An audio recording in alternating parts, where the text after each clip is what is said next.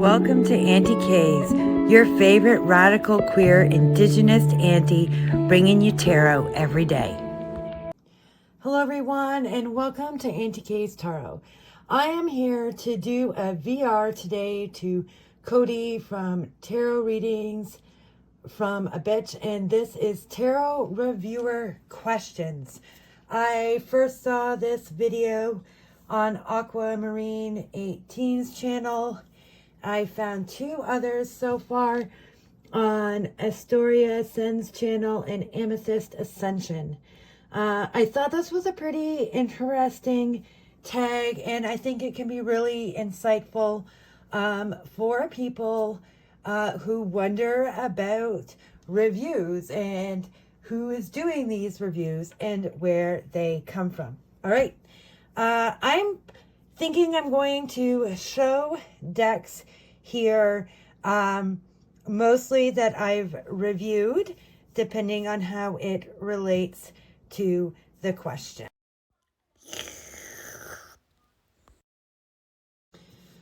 The first question is, what is my tarot experience? And I'm going to try and summarize it because it comes up a lot.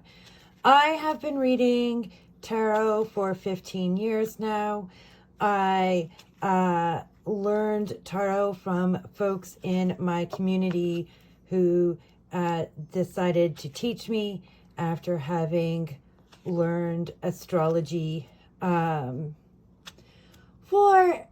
at that point, 10-ish years, a little more than 10 years. And so then I got into tarot, and my introduction to tarot was a struggle because I didn't like the decks. As a mixed race indigenous woman, I did not feel seen in the tarot decks that I had to work with. Until I found the Next World Tarot in 2019. And then tarot went from just a tool, no different than a hammer and nails, to a tool I loved, a tool I wanted more of, and I wanted to find more decks like this. And this is going to lead into the next two questions.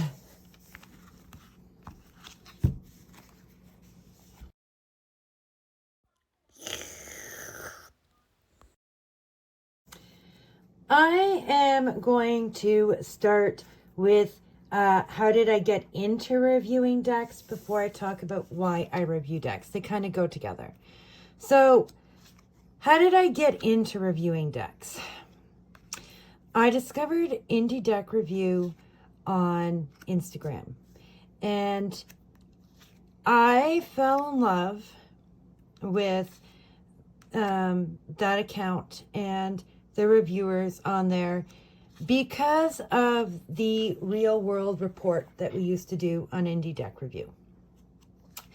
And that is the first thing I would check out. I would scroll through all the pictures to the last one to check out the real world report and then decide if this was a deck I was even interested in learning more about. And this saved me so much frustration. And because of how Indie Deck Review approached reviewing decks on Instagram, I asked them to review my deck. I specifically asked for Havana, who is now our new editor at Indie Deck Review, and Havana did an amazing job. And then I got asked by Indie Deck Review to become a reviewer, and I was absolutely thrilled. So that is how I got into reviewing decks. So why I review decks is to share decks with people, to share information that I find important to me as a BIPOC person purchasing decks. And I share those things to make that easier for other people in my position. It is important to me to be able to share with folks, this is a diverse deck and this is not a diverse deck, because that is what I wanted and still do want. That is how and why I became a reviewer. And you will see that on my YouTube. You will see what things I talk about when I am looking at the images in a deck and what my thoughts are on a deck and how it works with me. This right here is the Gentle Tarot. I did receive the rose petal finish as a review copy from Mari via Indie Deck Review. I now have the linen version, which is my absolute fave. This deck was a turning point for me in tarot also. It came out while I was still creating my own Indigenous deck, and this was the first authentically Indigenous deck I owned, and it's my first Kickstarter I ever backed, and it was a journey into becoming a deck reviewer. As much as any other aspect of this, I want people to know about decks like this.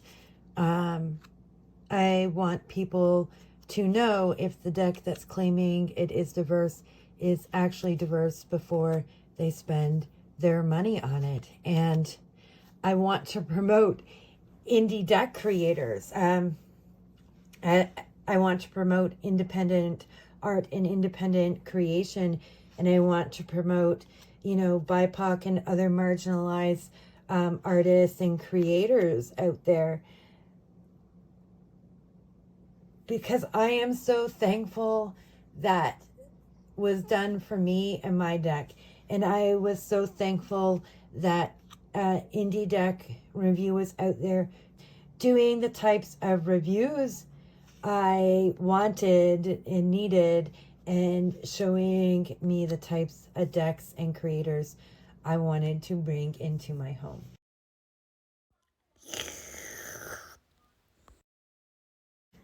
Do I receive decks for review? I do. I receive decks through Indie Deck Review for review. I do not pay for those decks. As others have mentioned, that does not make them free. It is the barter system for all those of you looking into anti-capitalism. Their work, a deck, is exchanged for my service review. And that is what the reviewer and that is what the creator and I, or specifically Indie Deck Review, agree to. And I feel that is fair compensation. I also, because I don't view it as a free gift I got, that means that when I'm reviewing that deck I didn't pay for, no, that doesn't have an impact on how I'm reviewing the deck. It is not a free gift that somebody gave me and I'm going to value and cherish as a result. It is work somebody contracted me to do through the barter system with the intermediary of Indie Deck Review. And that's how it is. I really enjoy working on Indie Deck Review. I am excited about the changes and fresh directions we are taking for changing times that Havana is taking us into. And I look forward to that. And I look forward to being able to promote a diversity of creators and their decks. I look forward to being able to share something new and exciting that you may not have been aware of.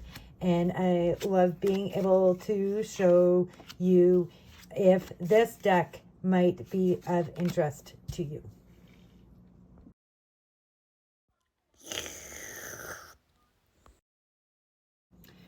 What kind of reader am I? I am a fortune teller. I am a psychic. I predict the future. I see into relationships, and my spirit team of spirit guides connects me with the information, or they connect me with my clients' guides to get the information. The cards work as a key to open up that door and say, I'm here to chat. And sometimes the pictures dance in front of me. Sometimes I have an information download. Other times I am listening to a spirit talk. Sometimes that is very straightforward, like a conversation. Other times it's a bit choppier. I really like Lenormand for fortune telling. I work on the hotlines and I love it. I love the love questions and all that other stuff. I love it. I'm here for it. I am into a client who's going to start asking me one question and then ask me 5 more. And Lenormand has my back for that. This is a pink sugar deck by Larkin Legend. I reviewed this deck through Indie Deck Review along with the black salt, which I passed on to my kid. And that's the kind of reader that I am. I also use RWS and Marseille decks. I use playing card decks, and occasionally I use Oracle.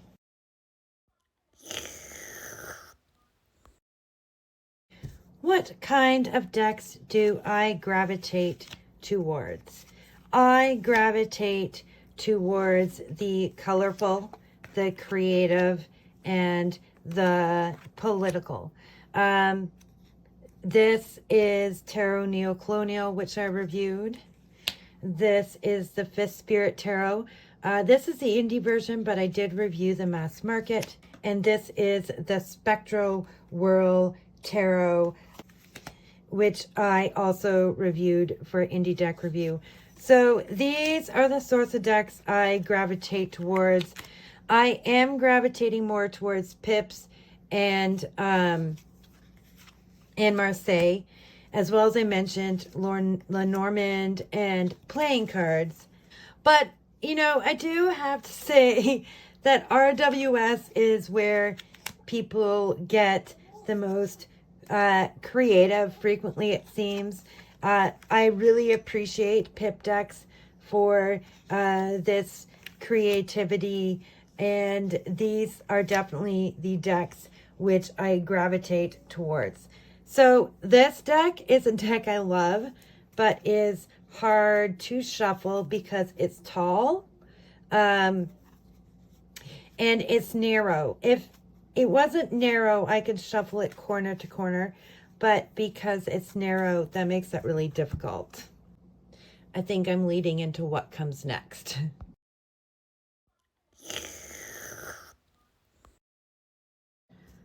What kind of decks do I gravitate towards? So I already mentioned Lenormand, playing cards, Marseille, Pip decks, also RWS.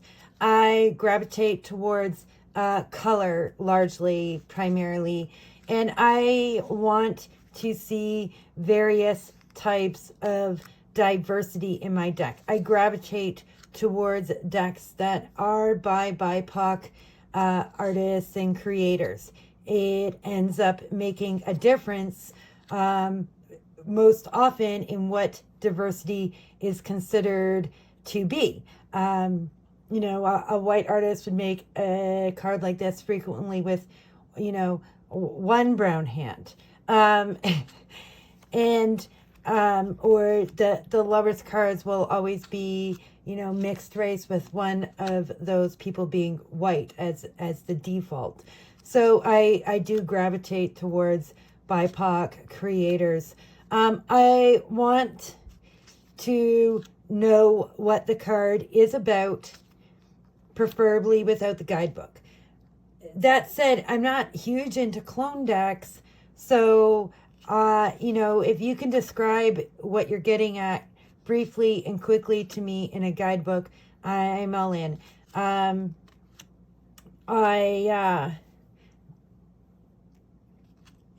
don't always buy the guidebooks or read the guidebooks unless I'm reviewing a deck. I will read as much of the guidebook as I can, but I've read a lot and I get bored with them. But if you can tell me what's going on quickly, that is what I am into. I want to pull a deck out of the box and use it. So when it comes to oracle cards, I like keywords, sentences, stuff like that. This is the Clarity Tarot, and it has keywords for love and money, and that is definitely useful for me in my work in terms of something being fast and quick. I want something that is usable, and part of it being usable for me is diversity, and generally not too much Christianity. I think this has really also answered what things I like in a deck.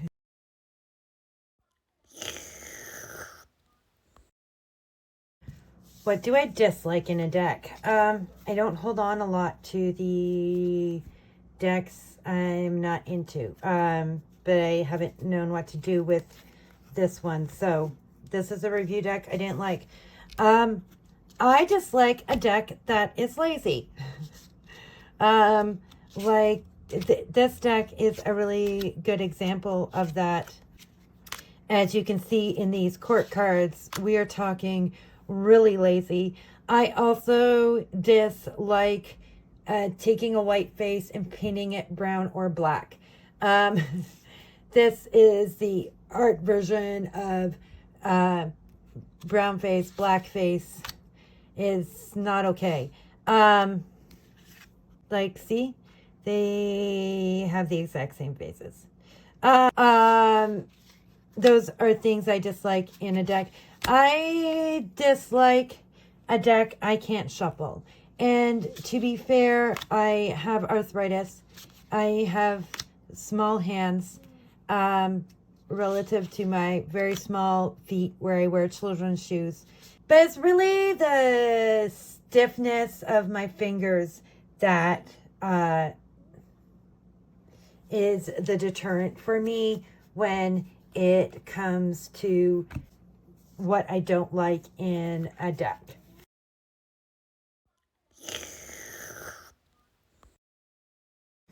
What are things I don't care about in a deck?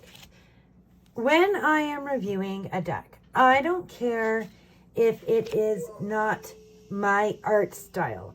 I will look at how well done that art style is for what it is.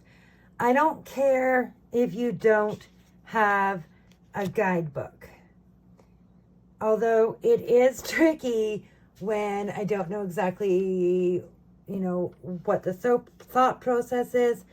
This deck, the Great Lakes Tarot, has online keyword list. That's a deck I would have liked to see it in the cards. So I don't mind if it's not my thing when I am reviewing it. I am going to pay attention to how well done that is. Did they convey what they wanted to in the way they were looking to. When I'm reviewing, I don't care if it's not the cardstock I want, but I will comment on, you know, what the cardstock is like to the best of my ability. Because if I'm purchasing a deck, I care. Like, if it's $350, I'm over buying that kind of deck. I'm not buying it anymore, ever, no matter what. So, you know, I will read through the guidebook when doing a review, but I don't care about them a whole heck of a lot. Most of them at this point bore me. I don't care what the price is. I don't. Maybe I have to save up for it. Maybe I can't get that deck. Maybe I can't get it at this time. All those are viable options and does not create a negative view of a deck for me. A lot of times I don't even know how much a deck costs if I am getting it for review.